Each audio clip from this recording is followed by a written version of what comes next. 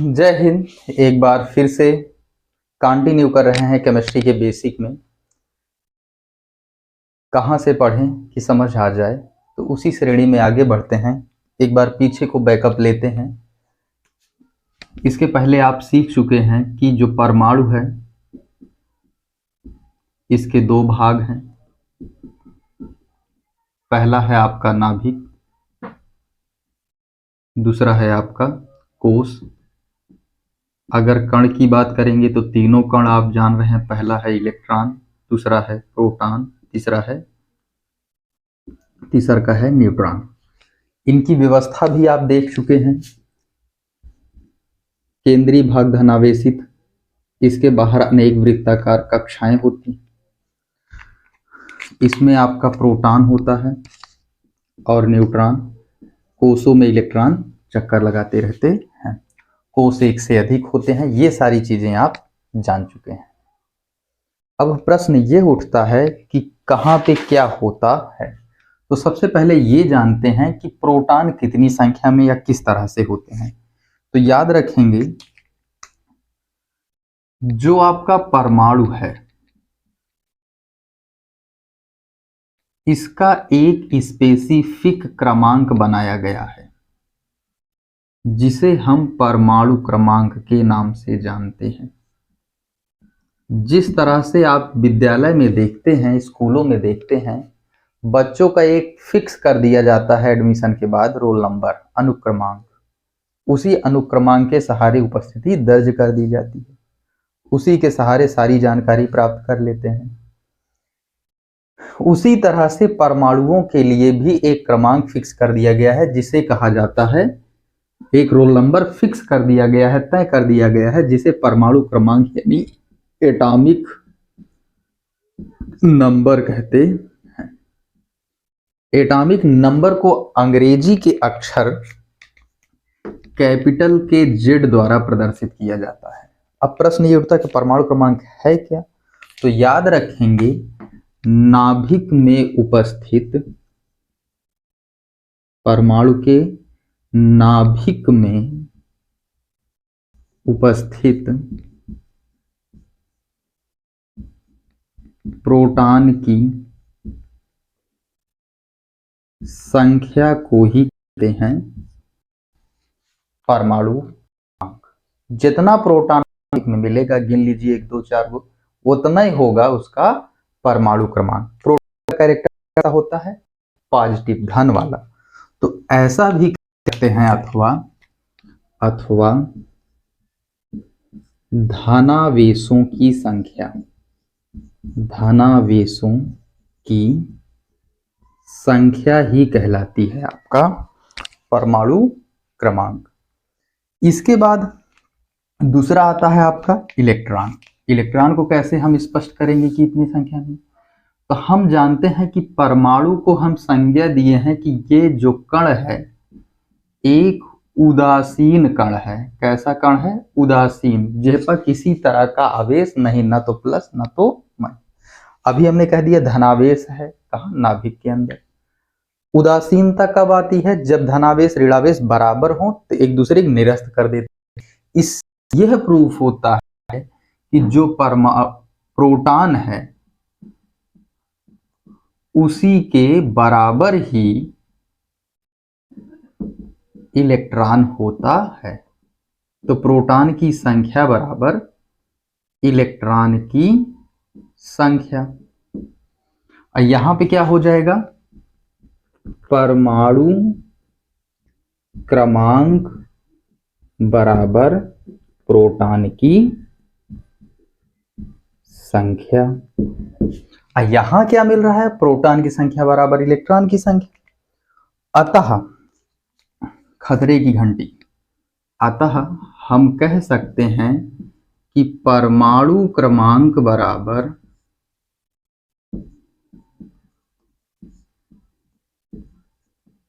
Proton की संख्या और प्रोटॉन की संख्या बराबर इलेक्ट्रॉन। तो तीनों आपस में बराबर हैं। इलेक्ट्रॉन की संख्या। निरूपण के द्वारा देखें तो Z बराबर P बराबर E हो जाएगा, ये आपको देखने को मिलता है। बच रहा है एक कण आपका न्यूट्रॉन। तो न्यूट्रॉन के लिए कैसे, एक होता है आपका बच्चों द्रव्यमान संख्या, द्रव्यमान संख्या नहीं भार।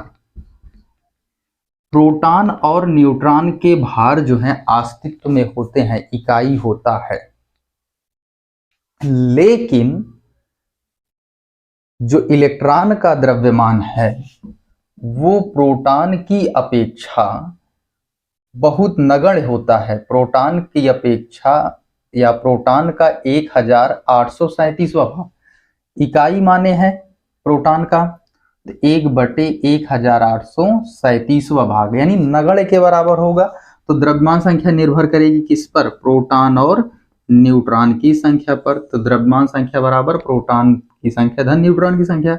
द्रव्यमान संख्या को अंग्रेजी के अक्षर ए से डिनोट करते हैं, तो ए बराबर P प्लस N हो जाएगा। अगर केवल न्यूट्रॉन निकालना हो तो पक्षांतर करेंगे P को, तो N बराबर A माइनस P के हो जाएगा। तो इस तरह से हम कणों की संख्या को बता सकते हैं कि कितने कण कैसे होंगे। जैसे मान लीजिए, हाँ, क्रम से कुछ तत्वों को देखते हैं, कुछ तत्वों के परमाणुओं को।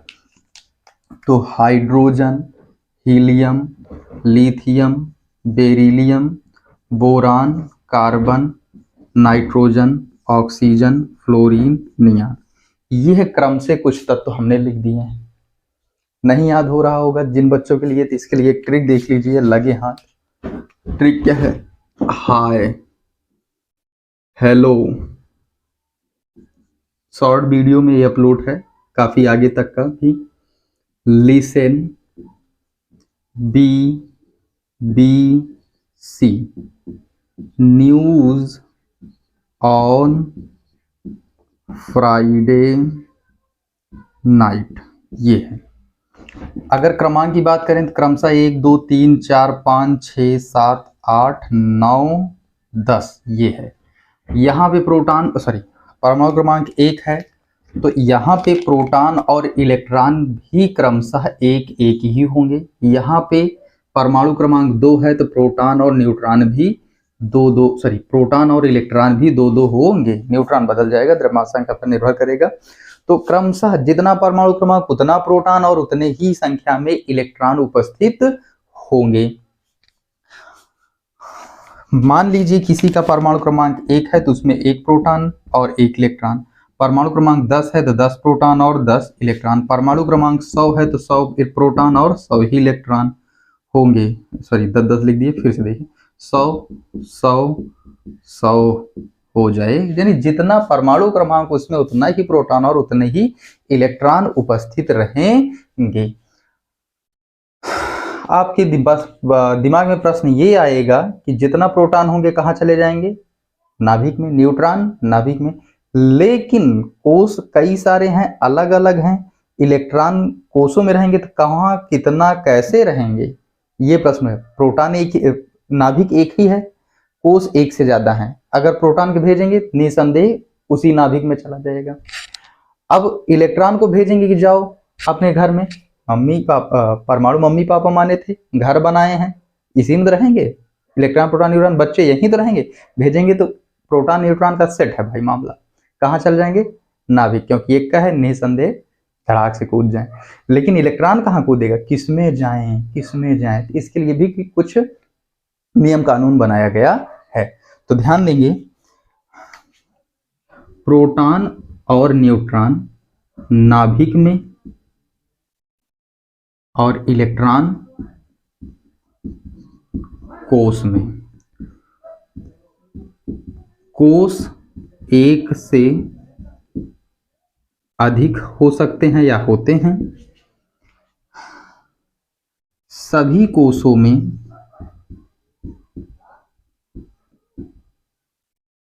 इलेक्ट्रॉन की संख्या भिन्न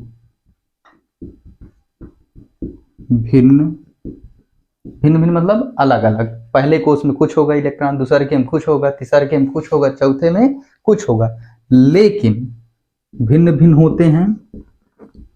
परंतु, लेकिन, किंतु, परंतु कोषों में इलेक्ट्रॉनों की संख्या निश्चित, यह वाले घर में सॉरी ये वाले कोष में इतना, जैसे हम उसको क्या कमरे कहे थे, कमरा छोटा तो कम लोग, बड़ा तो बड़े में ज्यादा लोग और बड़ा और ज्यादा लोग, उसी तरह से कोषों में भी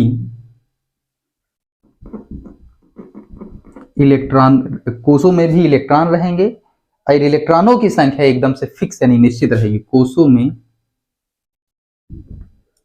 निश्चित संख्या में इलेक्ट्रॉन होते हैं।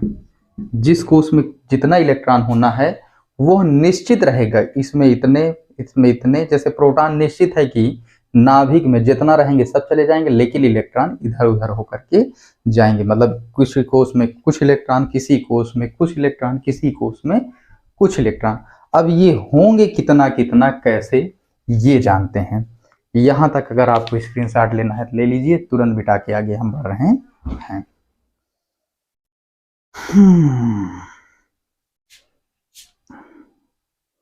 देखते हैं, इधर देखेंगे।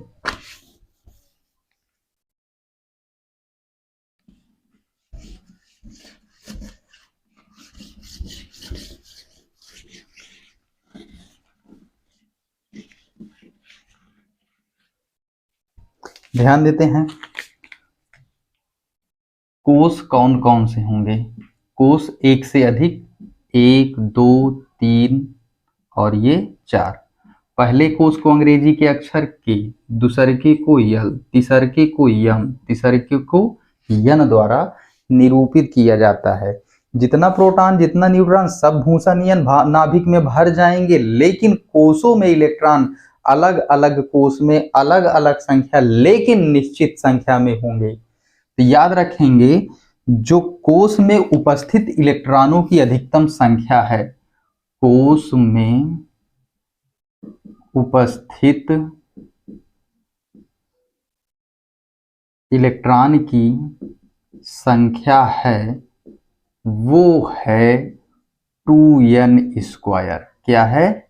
2n square. 2n स्क्वायर से ज्यादा किसी भी इलेक्ट्रॉन में नहीं रहे, सॉरी किसी भी कोष में इलेक्ट्रॉन नहीं रहेंगे। कितना रहेंगे? 2n square. जहां n बराबर कोषों की संख्या, कोषों की संख्या कौन सा कोष है। जैसे हम पहले किसका निकालने चल रहे हैं, पहले कोष के लिए। पहला कोष कौन है? के कोष के लिए इलेक्ट्रॉन की संख्या। तो के लिए n की वैल्यू 1, फार्मूला यूज करेंगे 2n स्क्वायर, तो बाई 2n स्क्वायर। n की वैल्यू 1 है तो 2 इंटू 1 का होल स्क्वायर, 2 इंटू 1 का होल स्क्वायर, 1 1 जा 1, 2 1 जा 2। कितना इलेक्ट्रॉन मैक्सिमम रह सकते हैं के वाले कोष में? तो 2 इलेक्ट्रॉन, 2 इलेक्ट्रॉन। इसी प्रकार के बाद एल कोष के लिए, एल कोष के लिए अधिकतम इलेक्ट्रॉनों की संख्या क्या होगी? तो एल के लिए एन की वैल्यू क्या हो जाएगी? 2 हो जाएगी बाई 2n स्क्वायर, 2 इंटू 2 का होल स्क्वायर, 2 2 जा 4, 4 2 जा 8। तो यल कोष में, सॉरी यल वाले कोष में अधिकतम इलेक्ट्रॉनों की संख्या कितनी मानी गई? 8 हो जाएगी।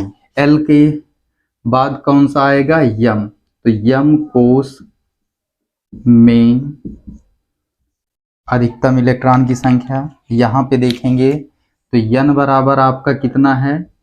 तीसर का कोषा तो 3 हो जाए बाई 2n स्क्वायर, 2 इंटू 3 का होल स्क्वायर, 3 3 जा 9, 9 2 जा 18 यानी 18। तो यम वाले कोष में अधिकतम इलेक्ट्रॉनों की संख्या कितनी मानी जाएगी? 18 हो जाएगी। m के बाद n कोष के लिए इलेक्ट्रॉन, इसके लिए स्मॉल n की वैल्यू 4, फार्मूला लगाइए बाई 2n स्क्वायर तो 2n स्क्वायर से 2 इंटू 4 का होल स्क्वायर, 4 4 जा 16, 2 जा 32। मैक्सिमम कितने इलेक्ट्रॉन? 32, यानी 32 टावर रहेंगे कहाँ? n में। लिख लेते हैं क्रमानुसार, क्रम से k में 2, l में 8, m में 18, n में 32 इलेक्ट्रॉन उपस्थित होंगे। तो आज हमने अवयवी कणों अर्थात प्रोटॉन, न्यूट्रॉन और इलेक्ट्रॉन की संख्या पे चर्चा की और कितनी संख्या में कहाँ कहाँ रहते हैं। इसके बाद अगला टॉपिक आपका बनेगा इलेक्ट्रॉनिक विन्यास। इलेक्ट्रॉनिक विन्यास, जिसको हम कल सीखेंगे। ये टॉपिक आपका कल चलेगा।